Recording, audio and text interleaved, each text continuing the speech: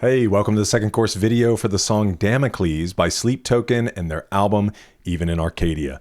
I'm musically malnourished and you're on my journey to go deep and wide in discovering new music and artists. In these videos, we do a deep dive into the lyrics and meaning behind the music. So let's get in and see what Damocles is all about.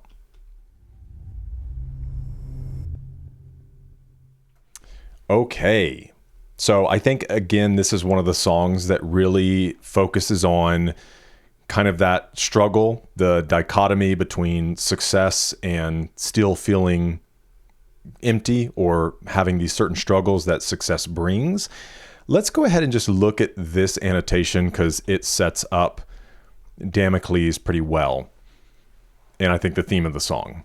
In the myth of Damocles, Damocles himself was a courtier of a king who longed for the experience of living as royalty and all the lavish things therein. Dionysus, his patron god, decided to humor Damocles' request with a twist. Damocles indeed lived as a king, with feasts and regal privileges aplenty, but above his head Dionysus placed an ever-present sword, sharp as a razor, and hanging by a single thread. This was meant to represent the constant danger and threats a king deals with. After only a day or so, Damocles begged for release as he couldn't sleep or bear the anxiety that the sword gave. And now, the sword of Damocles is a metaphor for constant danger and anxiety. What an incredible and wise tale. And it's like, I don't think that all success has to feel like that, but there is just something to be said about everyone thinking, if I just had riches and fame, everything would be better. But one of the things that I've seen to be true in life is generally more money kind of just highlights or amplifies what is already there in a person.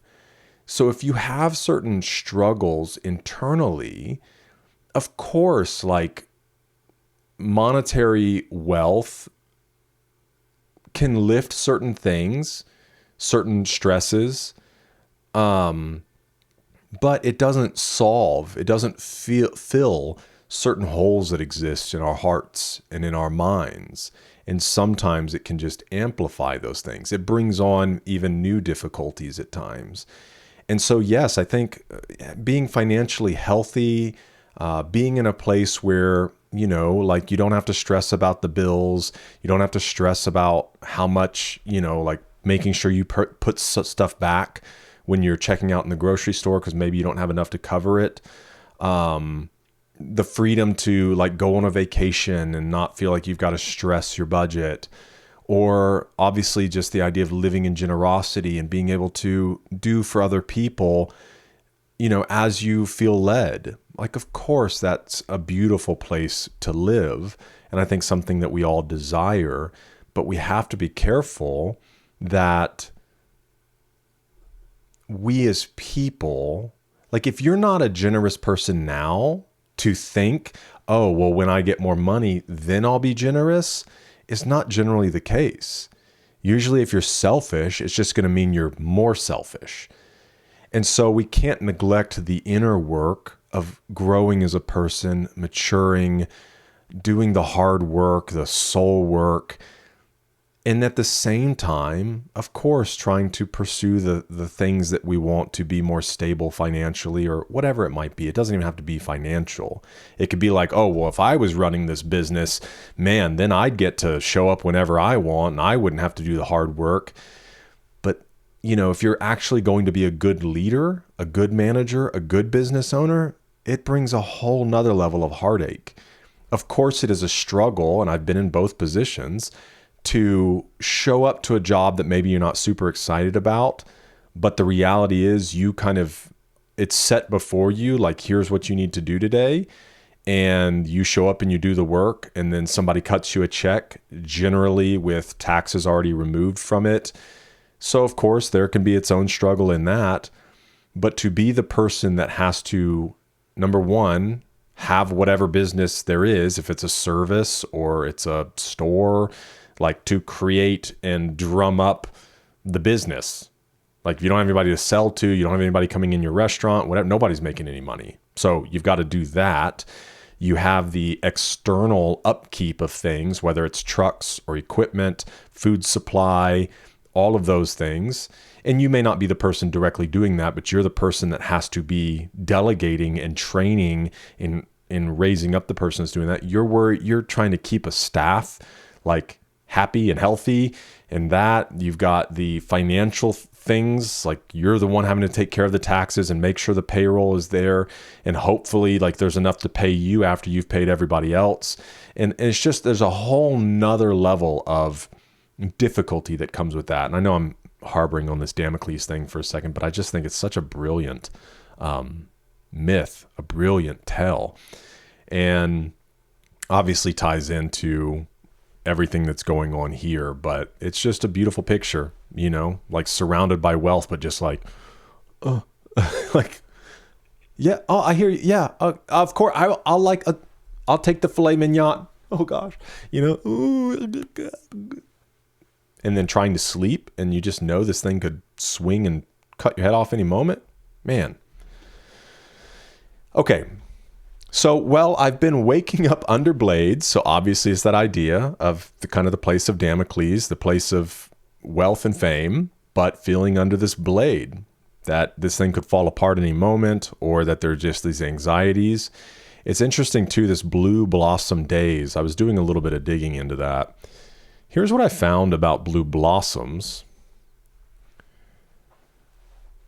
Blue flowers generally represent serenity, peace, trust, and intelligence. They're associated with calming emotions, loyalty, and historically longing for the unattainable. So you can see all of these different things here. But I love this. In literature and art, especially German Romanticism, the blue flower represents a longing for the infinite, mystery, deep inspiration. But obviously there are also ties to this tranquility. And I feel like it kind of just paints this picture of the duality of the situation he's in. These blue blossom days, this place of like seeking the infinite, of peace and tranquility, but at the same time, within blue blossom days, there's the sword hanging above his head. If only Damocles would hit me back. And I wonder if this is just a call, is like, I'd like to talk to him. Like, hey, how did you do this? No alabaster carvings or faces on a farthing would prevent my head from fading to black. There is an interesting annotation here that essentially says the idea of alabaster carvings, alabaster being a kind of a desirable thing to make carvings from. It's a plaster powder, but the idea, though, that they're easily worn away and broken. And a farthing is the lowest valued coin. Here, you can see it here. Lowest valued coins in obsolete UK currency, withdrawn in 1961. The faces depicted on them may be of important figures, but their value is ultimately nothing in the grand scheme of things.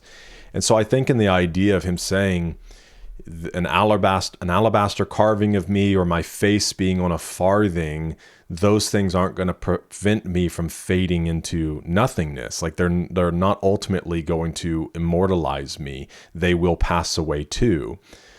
And he does kind of talk about that further along, this idea of fading into nothing. And then he shares how he feels. It feels like falling into the sea from outer space in seconds to me, these like extreme highs and extreme lows, right? And I play discordant days on repeat until they look like harmony. Now, discordant is kind of like, I think, out of tempo or out of time.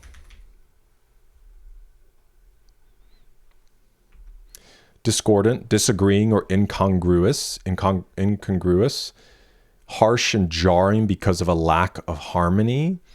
And so it's this idea, I feel like, the Damocles, the blue blossom days, and yet this sword hanging over my head, they're kind of this discordant days. There's not this good rhythm to it that just feels offbeat. I'm at these highs and I'm at these lows, and these are my discordant days, and they're just day after day after day. But then they just begin to look like harmony, like you get used to that feeling, and maybe there's some truth to that, as well. I mean, there's the ability maybe to do some things differently that kind of stop that feeling of discordant days on repeat, but sometimes it is also just learning a new rhythm, like learning how to do that dance, as he's spoken about even earlier in the album. That if you, and maybe let's take it out of the realm of fame, when you do something new in life, it can feel very stressful and stretching. And I think it's important as people that we do things kind of out of our comfort zones because it stretches us and grows us. But one of the things that I think as well is understanding how it grows our capacity. So if you've never managed a team before, maybe you start small and you have like one other person that you're kind of managing and leading, but eventually maybe and that felt like a stretch to you, but you learned and you got better, you made mistakes and just learned. Well, then eventually maybe you get a team of 5 and you're like, okay, this is new to me. I've done this with one person. So now how in the heck am I supposed to do this with 5? So you learn, you grow, you, again, make mistakes and learn from those mistakes. So then you get a team of 10 and 20 and 50. And so each and every time you're stretching into something new, and it's a new challenge, a new variable is introduced, but at the same time, your capacity is growing. And you look back 5-10 years from now and you go, man, like leading a 1-person team, that's a vacation to me. A 5-person team, a 10-person team, that's like vacation to me. Been there, done that. And so what you don't realize is that over all that time, your capacity has grown. People are like, how in the heck do you do that? And it's like, I don't know. It's just like, I'm used to it. And so I think there's also a thing in there that these discordant days, until they look like harmony, it could also be an idea of progression and of growth as a person. And just because something feels uncomfortable doesn't mean it's wrong. You have to decide that, excuse me, and discern that. Am I in the right place? Am I pursuing the right things? Is my head on straight? But sometimes those discordant days are just the reality, Same thing in like getting married. When you're talking about 2 people living their lives individually and then bringing yourselves together, you're having to merge rhythms and personalities, and where you may have operated as a solo, now you're operating as a team. And that can be stretching and challenging, but you learn how to do this dance with one another.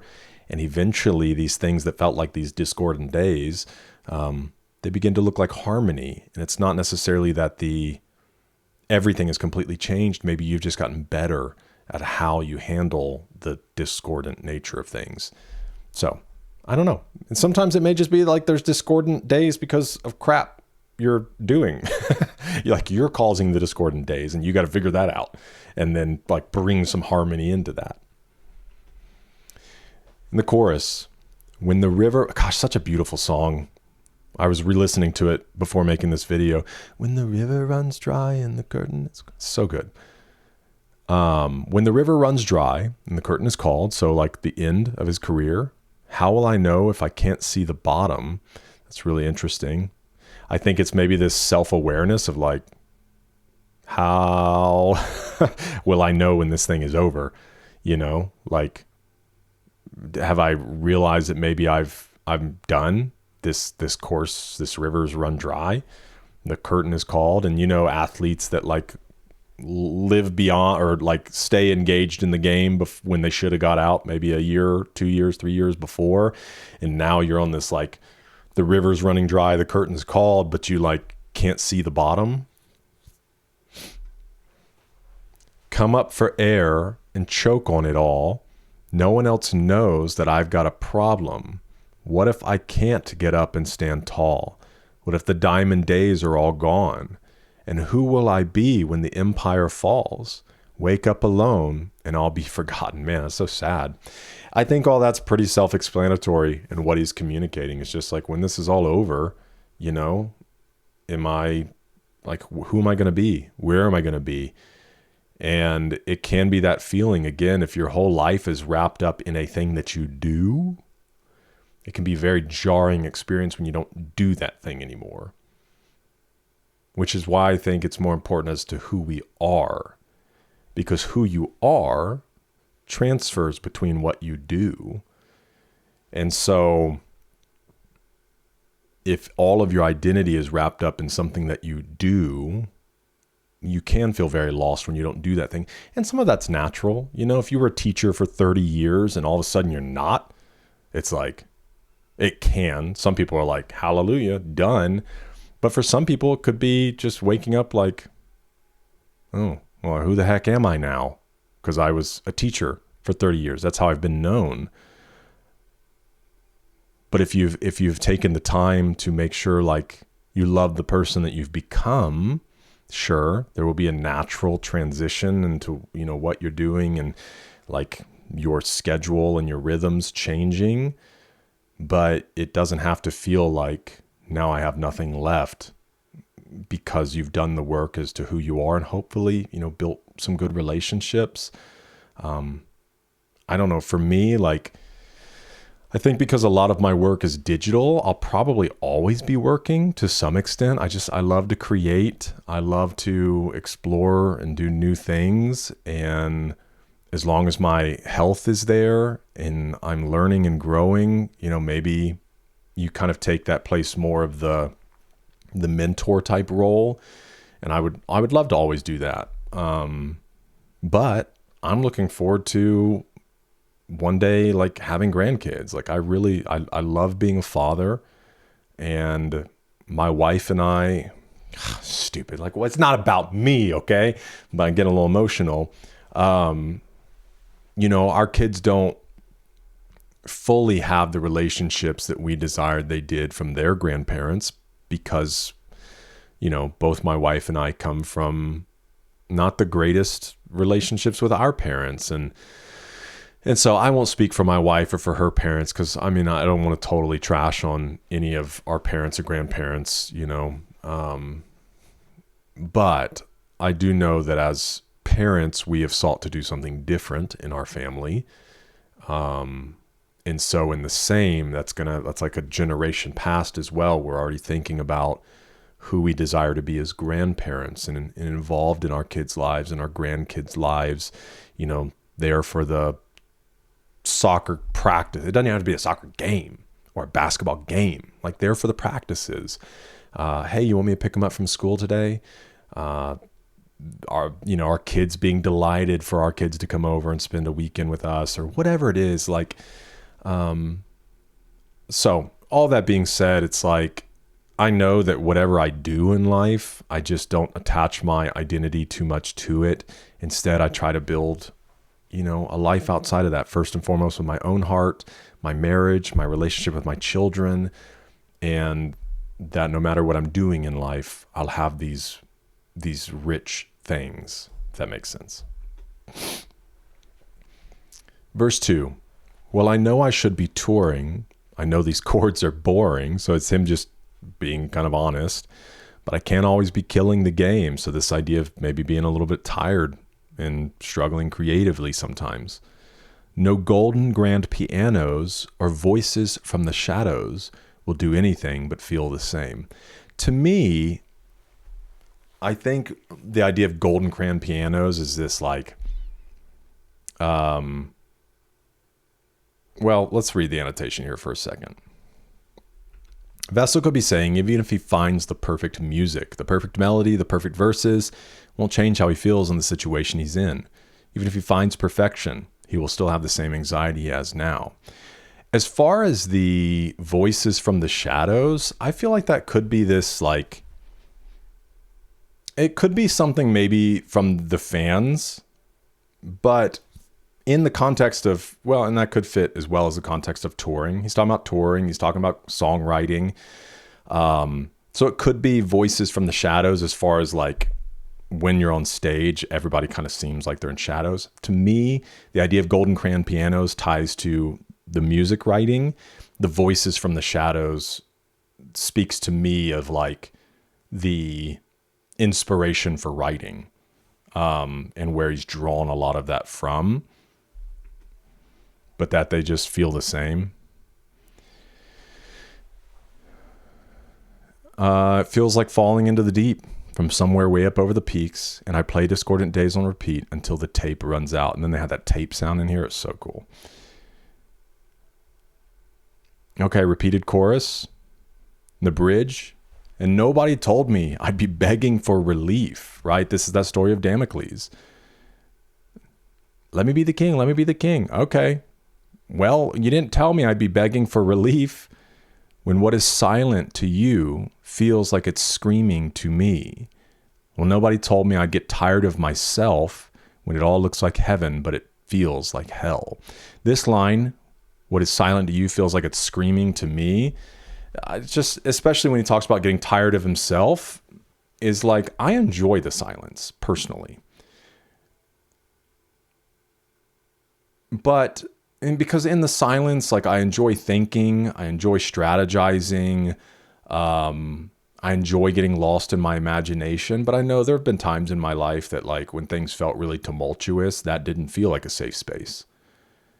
And so I think that's what is really communicating, is like something that feels silent to us, being okay in the silence.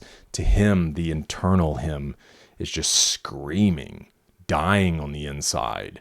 And he's saying, nobody told me I get tired of myself being in the silence when everything looks like heaven, but it just feels like hell. There's this silence, this heaven, but inside it's screaming, it's hell.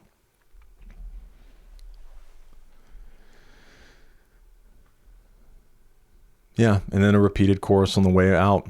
Wake up alone and I'll be forgotten. It's just a very honest, and I think it's like the story of Damocles. This song stands as a proverb, something to teach us and hear the wisdom of.